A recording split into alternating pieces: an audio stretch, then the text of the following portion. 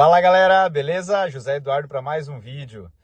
Hoje vamos estar mostrando para vocês um pouquinho do bloqueio do caminhão traçado, tá? Muita gente aí se confunde como usar no primeiro e segundo estágio, o que ele está blocando, tá? Então a gente vai estar mostrando um pouquinho para vocês qual é o funcionamento e qual roda que ela vai estar blocando, beleza? Se você não se inscreveu, se inscreve no nosso canal, ativa o sininho e bora pro nosso vídeo.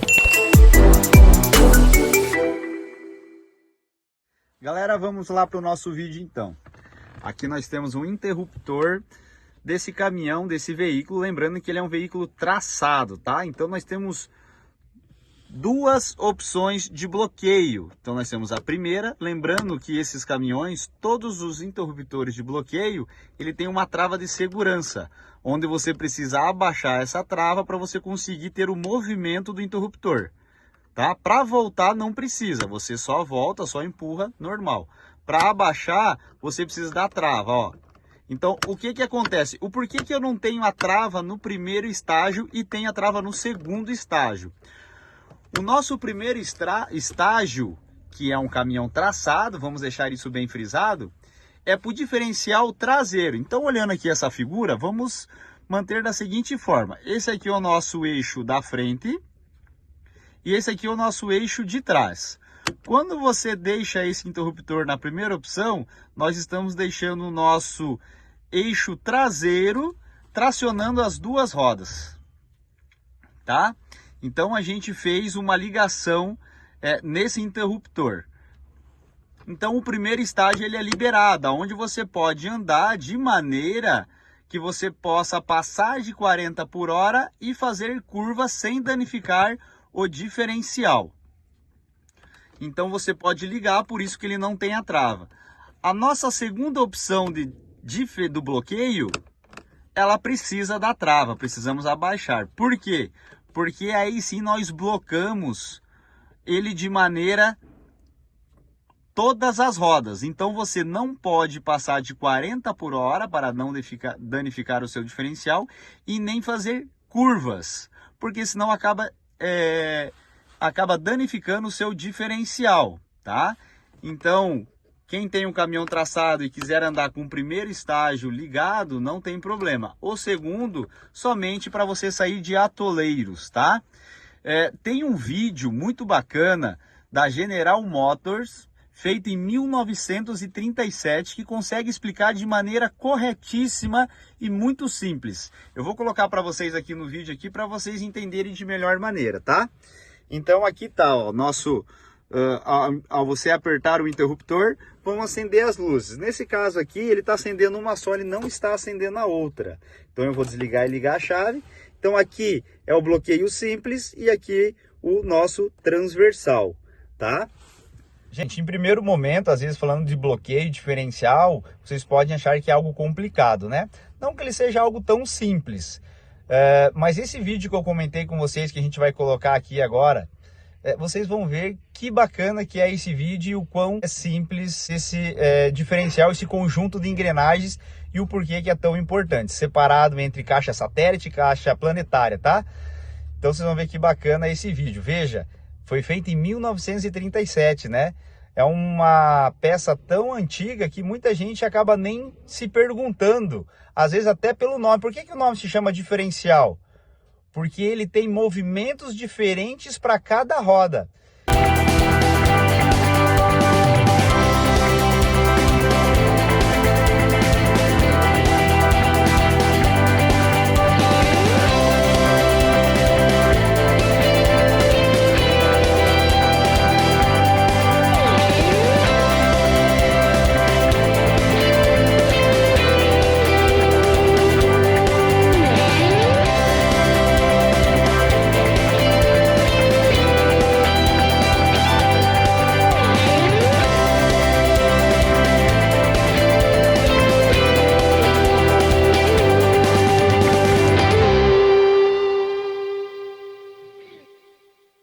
Então pense você em uma linha reta, você vai ter as duas rodas girando na mesma velocidade.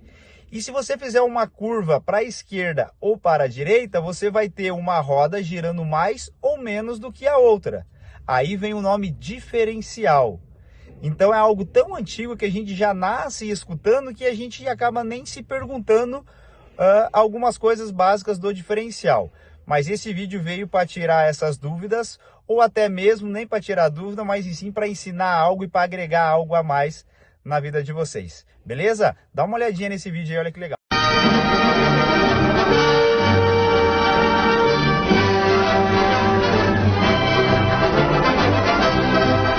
Formations like these require long hours of intensive drilling and careful judgment.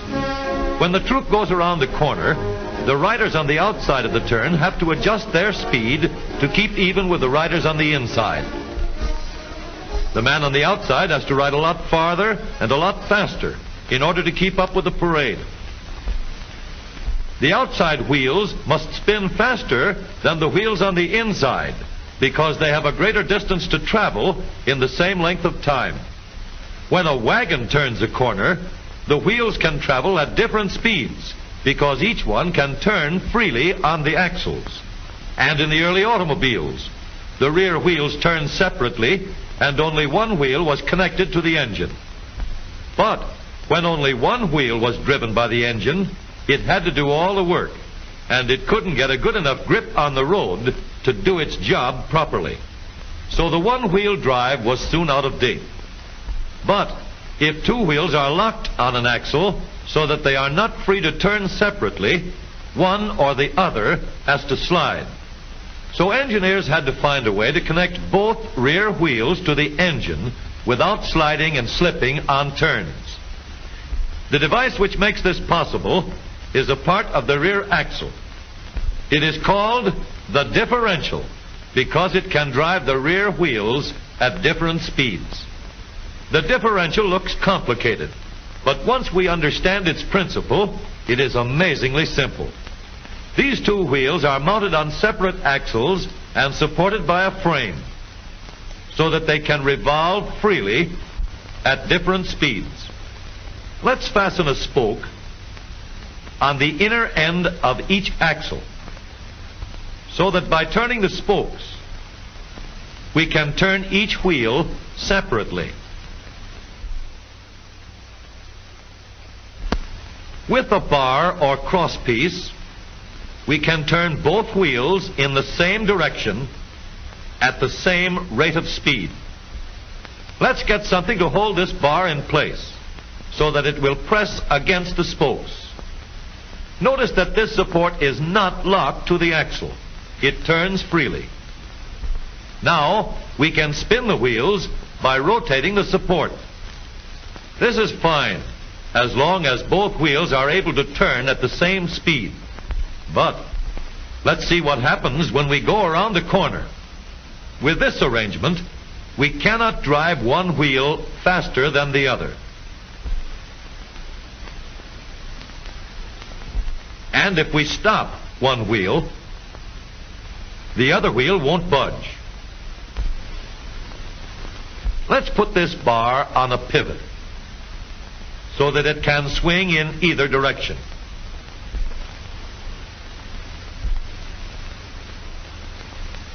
Now, the bar can still turn both wheels at the same speed. And because it pivots, it lets one wheel turn even when the other is stopped. But if turned too far, the bar will swing around until it won't drive the spokes that turn either wheel. We need another crossbar and more spokes to carry on the job.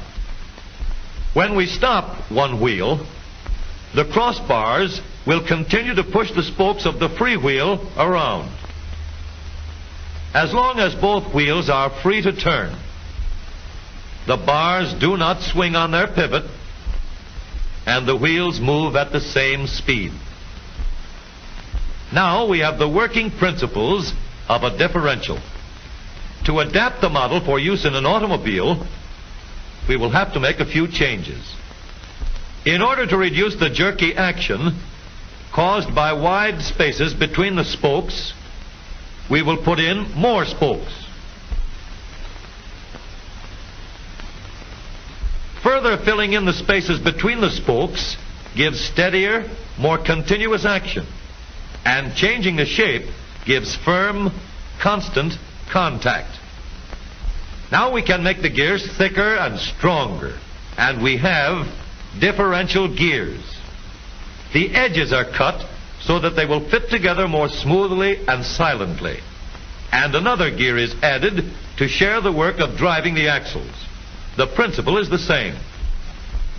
In order to turn the support and drive the wheels, we can fasten a large gear here, connected by a smaller gear to a source of power.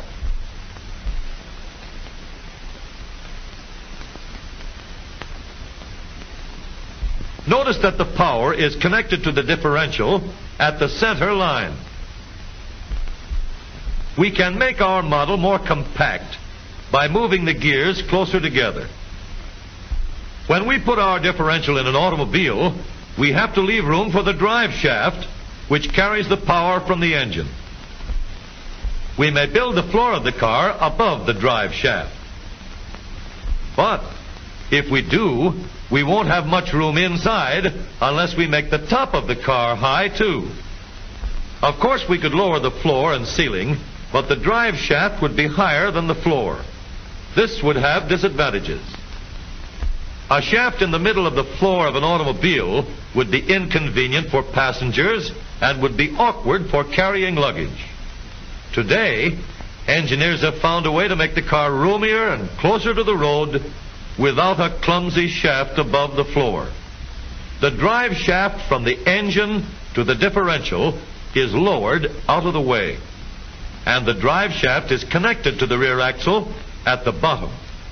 The new low center drive makes the rear axle quieter, stronger, and more durable because it gives better, smoother contact between the gears. The automobile of today with the low center drive is stronger and more rugged. Every part of the rear axle has been built to withstand strains far greater than it will ever meet on the straightaway or around the corner.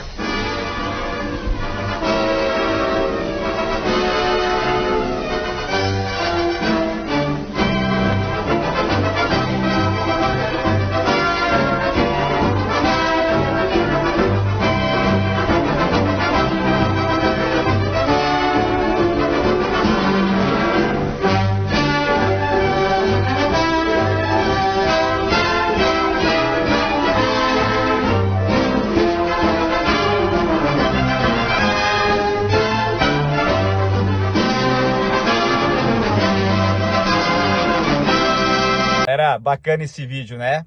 Eu achei melhor colocar esses vídeos ali para vocês melhor entenderem, porque se eu fosse falar aqui, eu iria só estar falando e gerando mais dúvidas, tá? Penso eu.